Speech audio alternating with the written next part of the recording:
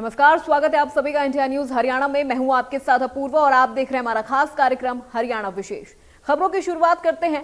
विधानसभा का मॉनसून सत्र तीसरे दिन समाप्त हो गया है और हरियाणा विधानसभा अनिश्चितकाल के लिए स्थगित हो गई है। मॉनसून सत्र के 3 दिन की अवधि में कई विपक्ष ने मुद्दों पर सरकार से तीखे सवाल किए, जिस पर सरकार ने भी बेबाकी से जवाब दिए हैं। सदन में विपक्ष ने जर्जर सड़कों से लेकर जल भराव और बेरोजगारी से लेकर युवाओं में बढ़ रहे नशे के मामले पर भी सरकार से सवाल किए हैं। ई विधानसभा के जरिए पहली बार सदन की कार्यवाही पूरी की गई है। मुख्यमंत्री ने कहा कि ई विधानसभा के जरिए सदन चला, अच्छा अनुभव था।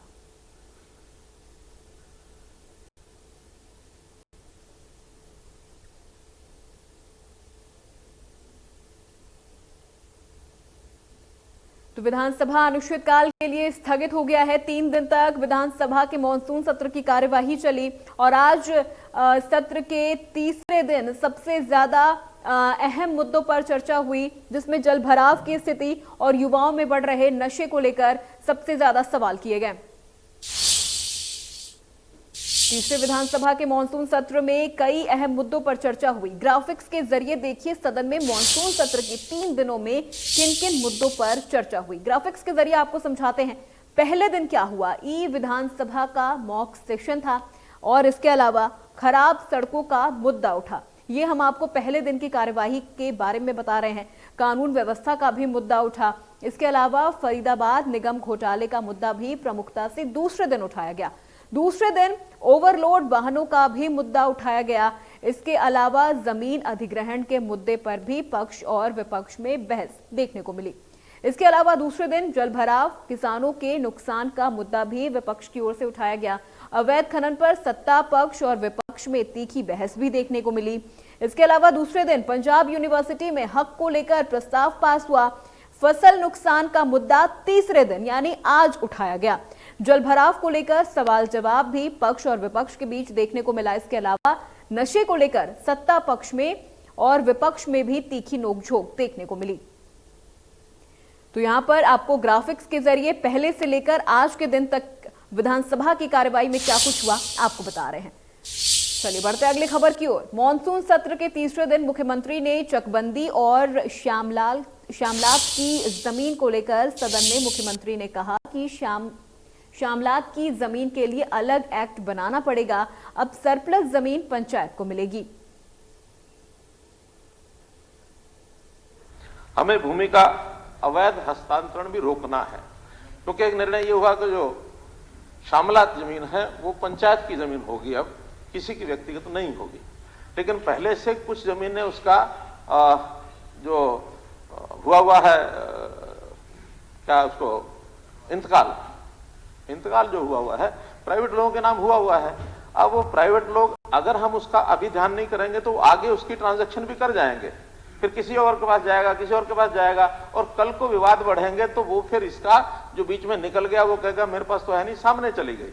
इसमें से अंतरिम एक सूचना निकाली है कि उनके इंतकाल जो ऐसी जमीनें हैं जिनके बारे में ये विषय आया है कि ये सारी जमीनें देश शामलात हैं या जो शामलात के प्रकार उसमें डाले गए हैं, उन सब का एक बार इंतकाल वो जल्दी से जल्दी पंचायत के नाम किया जाए।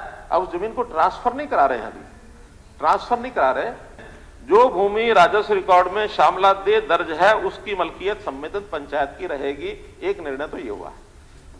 दूसरा निर्णय, जो भूमि विश्वेदार की भूमि में से काटकर चकबंदी के दौरान सामूहिक कार्यों के लिए आरक्षित की गई थी और ऐसी भूमि विश्वेदारों की सीलिंग सीमा से बाहर है, वह भूमि भी पंचायत की मलकियत रहेगी। जो भूमि विश्वेदारों की भूमि में से काटकर चकबंदी के दौरान सामूहिक कार्यों के लिए सुरक्षित की गई थी, लेकिन ऐसी भूमि विश्वेदारों की सीलिंग सीमा के भीतर है, उस भूमि का प्रबंधन व नियंत्रण संबंधित पंचायत के पास रहेगा। सदन में मुख्यमंत्री ने विपक्ष को जवाब देते हुए कहा कि सरकारी स्कूल बंद नहीं होंगे। शिक्षा गुणवत्ता में सुधार के लिए प्रदेश में संस्कृति मॉडल स्कूल खोलने जा रहे हैं। चिराग योजना के तहत गरीब बच्चों की निजी स्कूलों में फीस सरकार देगी। पहली बात तो जो जितने स्कूल पहले सामान्य स्कूल थे वो सब फ्री शिक्षा के हैं हमारे, पहली से लेकर के 12वीं तक कोई फीस उसमें नहीं है। जो कोई उसमें फीस नहीं है, जो उसमें पहले से सुविधाएं दी जाती हैं सब दी जा रही हैं। एक हमने जो शुरू किया है वो शुरू किया है संस्कृति मॉडल स्कूल, और संस्कृति मॉडल स्कूल भी ऑन डिमांड किया है, और किया वहां है जहां कहीं नजदीक में 2 स्कूल हैं, उसमें से नजदीक वाला एक स्कूल जो है उसको संस्कृति मॉडल स्कूल करेंगे।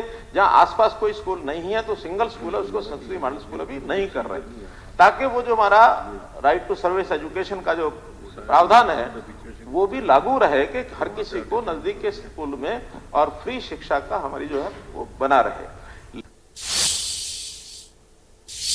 वहीं शिक्षा मंत्री कंवरपाल गुर्जर ने स्कूल शिक्षकों की कमी को लेकर कहा कि कभी स्कूलों में छात्र ज्यादा होते हैं, कभी कम।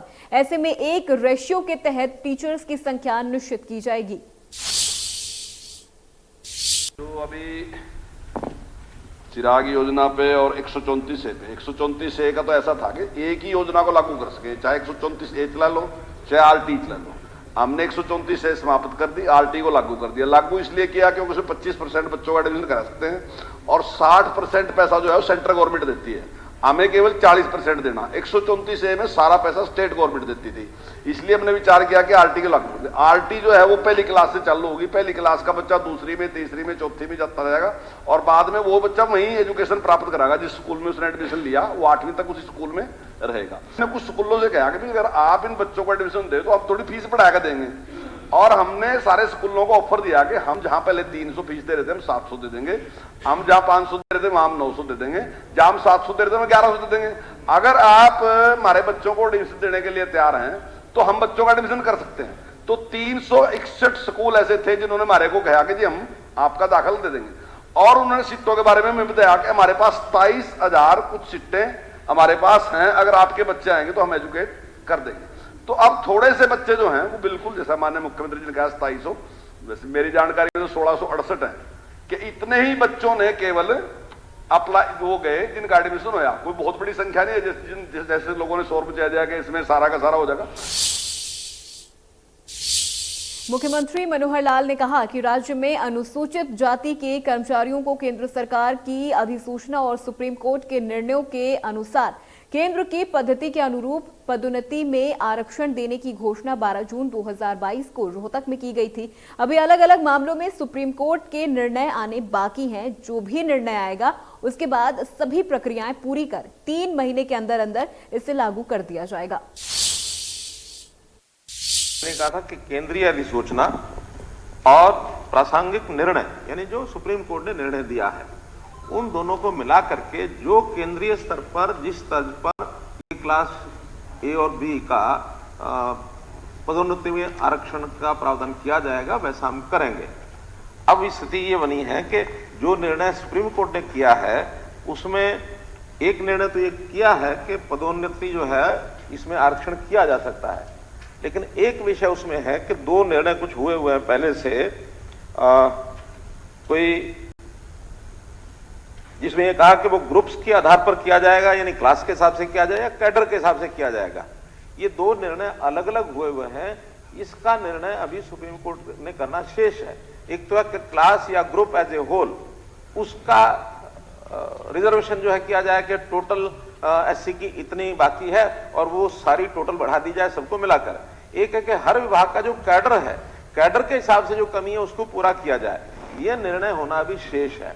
इसको हमने पहले एलआर के पास भेजा कि क्या हम केंद्र सरकार के हिसाब से अधिसूचना जारी कर सकते हैं। एलआर मैडम ने कहा कि नहीं, जब तक बाकी निर्णय सुप्रीम कोर्ट का नहीं हो तब तक इसको लागू करना कठिन है। लेकिन हमने उसमें फिर भी विचार किया कि एक बार एजी साहब से हम पूछ लें कि क्या इसका उतना ही नोटिफिकेशन जो सेंट्रल गवर्नमेंट का पार्ट है उसका हम करेंगे, उसका लाभ है।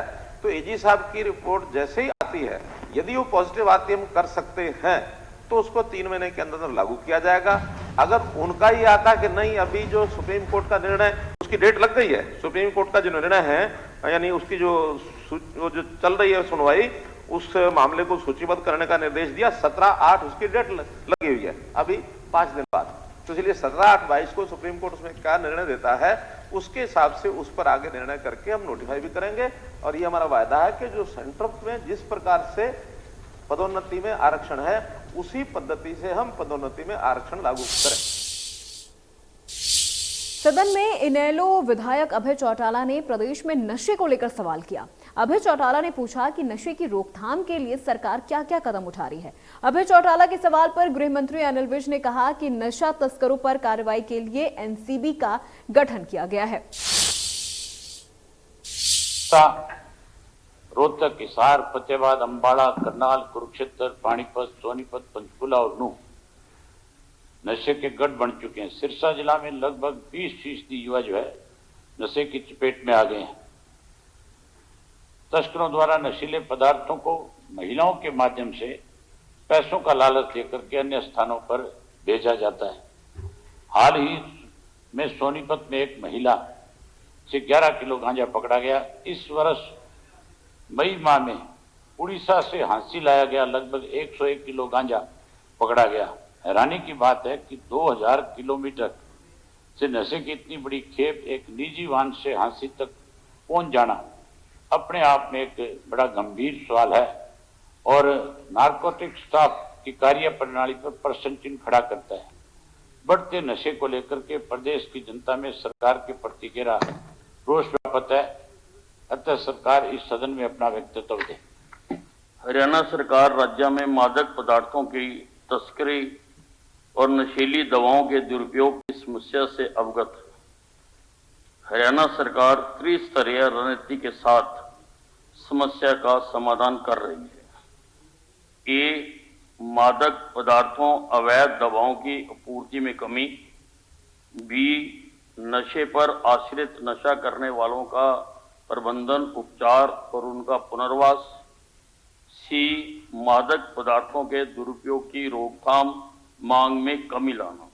कैलेंडर वर्ष में 2 अगस्त तक राज्य पुलिस ने एनडीपीएस अधिनियम के तहत 2334 मामले दर्ज कर 3209 व्यक्तियों को गिरफ्तार किए हैं। हमने नशे पर नियंत्रण लगाने के लिए हरियाणा राज्य नारकोटिक्स कंट्रोल ब्यूरो का गठन किया और सारे देश में हम पहला प्रांत हैं जिसने ऐसा ब्यूरो बनाया।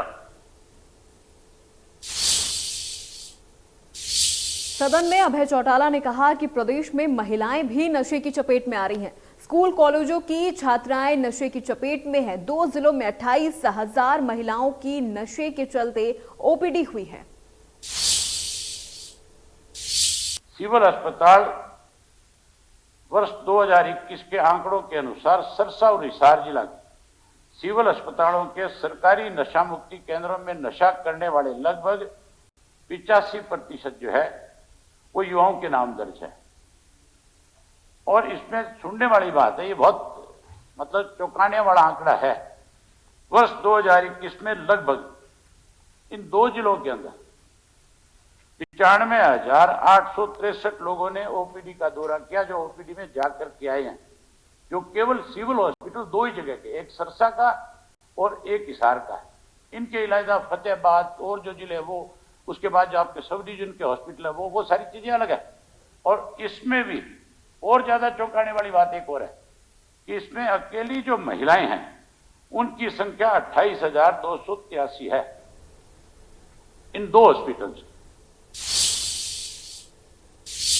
कांग्रेस विधायक किरण चौधरी ने जलभराव और चकबंदी को लेकर सदन में सरकार से सवाल किया, जिस पर उप मुख्यमंत्री दुष्यंत चौटाला ने जवाब दिया। दुष्यंत चौटाला ने कहा कि फसलें खराब होने के तुरंत बाद गिरदावरी हुई है, किसानों को उचित मुआवजा दिया गया है।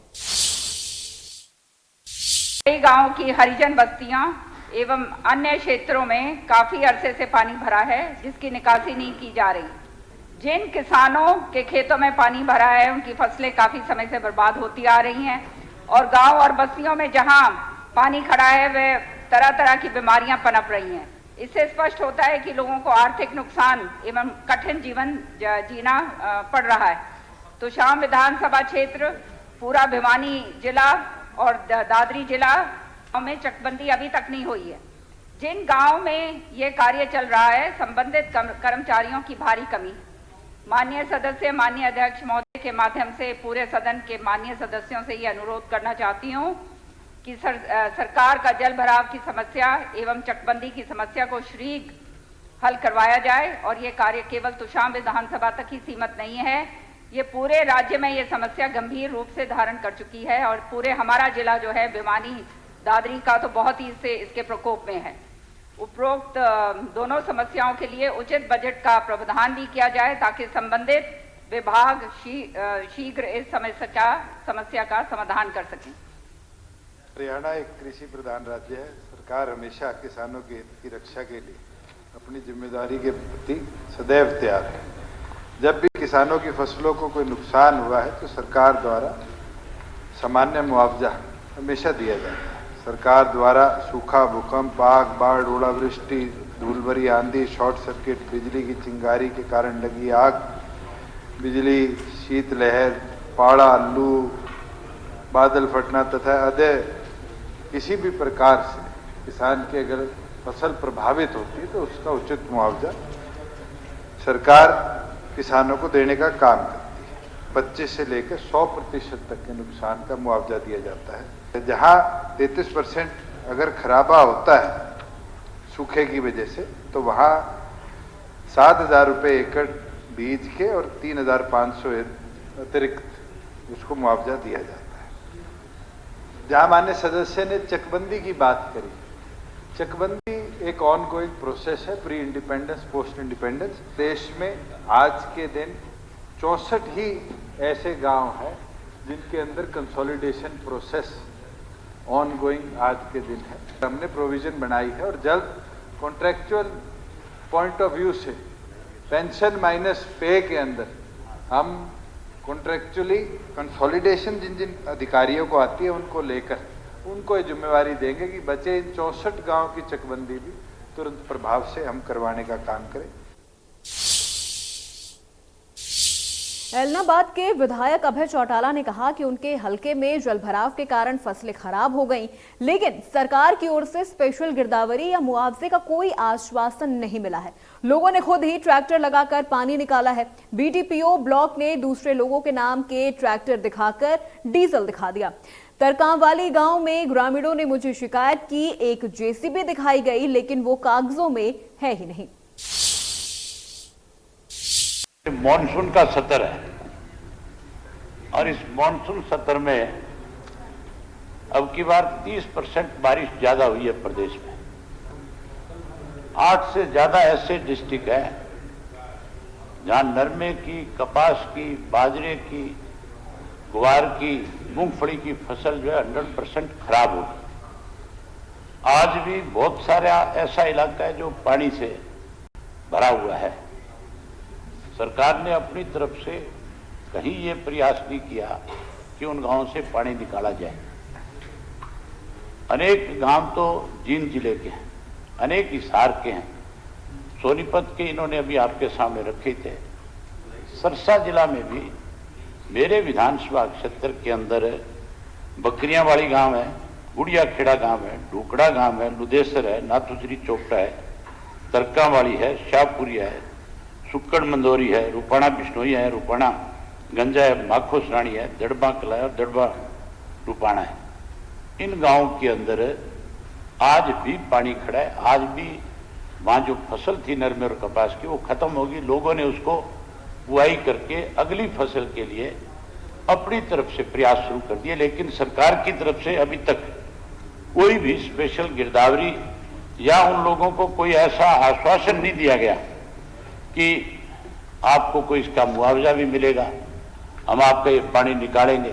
जिन लोगों ने पानी निकाला गांव से उन्होंने अपने ट्रैक्टर लगाए, अपना तेल जलाया और वीडियो ब्लॉग से, ये आपके सुनने वाली बात है, वीडियो ब्लॉग से उनको तेल उपलब्ध नहीं कराया गया। उन्होंने दूसरे ट्रैक्टर दिखा दिए दूसरे आदमी के नाम से कि इसके ट्रैक्टर चले हैं, इसके ट्रैक्टर का तेल का इतना पैसा बनता है, उनको पैसा दे दिया गया। जहां कहीं एक ट्रैक्टर लगाया था वहां 3-3 ट्रैक्टर दिखाए गए। नेता प्रतिपक्ष भूपेंद्र सिंह हुड्डा ने मानसून सत्र को लेकर कहा कि सदन में विपक्ष को कम समय मिला, जनता के मुद्दे उठाने का पूरा समय नहीं दिया गया। ऐसा है, सीएमआई की रिपोर्ट आप पढ़ें, बेरोजगारी जो है 30% से ज्यादा है। हरियाणा में पूरे देश में जो है बेरोजगारी सबसे ज्यादा है और जो नेशनल एवरेज है उसकी भी 3-4 गुना है। नीति आयोग के अनुसार भी जो नेशनल एवरेज है अनएम्प्लॉयमेंट की उससे 3 गुना है। हरियाणा 5 लाख से ऊपर की पेंशन कट गई, तो ओल्ड एज पेंशन भी है, ऑर्फन पेंशन भी है, कई पेंशन है जो 5 लाख से ऊपर लोगों का। ये जो इन्होंने कहा है ये पहचान पत्र से द्वारा जो कर रहे हैं, पहचान पत्र के द्वारा पेंशन काटने का काम कर रहे हो तो पहचान पत्र का तो मायने नहीं। भाई हमारे यहाँ भी पेंशन थी, वो वॉलंटरी डिक्लेरेशन थी, वॉलंटरी डिक्लेरेशन होनी चाहिए। अब एक का पहचान पत्र से क्या है, किसी का लड़का नौकरी लगा हुआ है, उसकी आमदनी नहीं बढ़ गई तो उसकी काट दी। अब आजकल ऐसा ही है, बुजुर्गों को देखते हैं, नहीं देखता है, कौन पूछेगा उसे बुजुर्ग से तेरा लड़का आपकी तरफ देखभाल कर रहा है कि नहीं कर रहा है। तो ये बात 5 लाख। आजादी के अमृत महोत्सव पर हर घर तिरंगा अभियान के तहत गुरुग्राम के वजीरपुर में रॉयल पब्लिक स्कूल में भव्य कार्यक्रम का आयोजन किया गया। भव्य कार्यक्रम में राज्यसभा सांसद कार्तिक शर्मा ने शिरकत की। इस दौरान बड़ी संख्या में मोटरसाइकिल सवार लोगों ने रोड शो भी निकाला और सांसद कार्तिक शर्मा का भव्य स्वागत किया गया। तो वहीं सांसद कार्तिक शर्मा ने रॉयल पब्लिक स्कूल में राष्ट्रीय ध्वज फहराकर हर घर तिरंगा महोत्सव मनाया। इस मौके पर राज्यसभा सांसद कार्तिक शर्मा ने कहा कि हमारे देश के खिलाड़ियों ने कॉमनवेल्थ में पदक जीतकर आजादी के अमृत महोत्सव को और खूबसूरत कर दिया है। उन्होंने कहा कि आज पूरे देश के जवानों और खिलाड़ियों ने गौरवान्वित किया है।